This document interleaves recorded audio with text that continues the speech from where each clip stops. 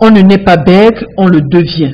L'âge pour le bégaiement, à 90%, les enfants contractent le bégaiement avant l'âge de 7 ans. Ouais, donc la proportion est autour de 90%. Parfois c'est à la mise à l'école, parfois c'est au cours préparatoire, au cours élémentaire, parfois jusqu'au cours moyen, que les enfants parfois contractent beaucoup plus le bégaiement, à 90%. Mais à plus de cela, vous allez voir peut-être 2 ou 3% que c'est peut-être à l'âge un peu adolescent.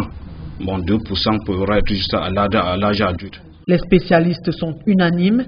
Le bégaiement n'est plus classé comme pathologie, mais comme un trouble de la communication. Le bégaiement est une perturbation du rythme de la parole, entrecoupée par des reprises inspiratoires qui sont mal placées. Ce dysfonctionnement comprend 4 grands groupes. Bégaiement léger, là on ne note pas totalement une perte de conversation, de parole.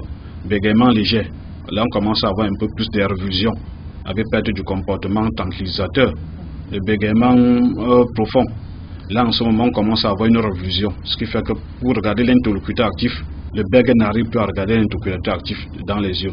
Il commence à perdre parfois le contact visuel et puis se détourne parfois sur lui-même. Le bégaiement sévère, là où toute communication est vraiment difficile. Vous allez voir parfois chez même pour pouvoir s'exprimer, même pour prendre le taxi, il est obligé d'écrire. N'étant pas une maladie, ici on parle de facteurs. Et parmi ceux-ci, l'environnement, le psychique ou encore l'affectif. De ces facteurs peuvent parfois être favorisants, tels que parfois le repli sur soi-même.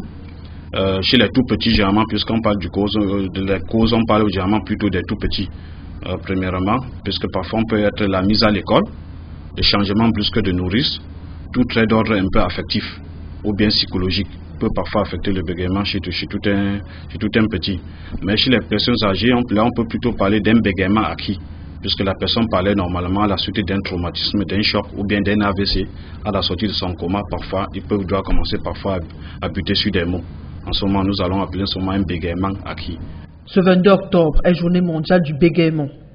Placé sous le thème « Exprime-toi », il est question de briser le tabou afin de permettre aux bègues de se déployer de façon naturelle dans la société. Et cela ne peut se faire qu'après une rééducation pour un retour normal de la communication.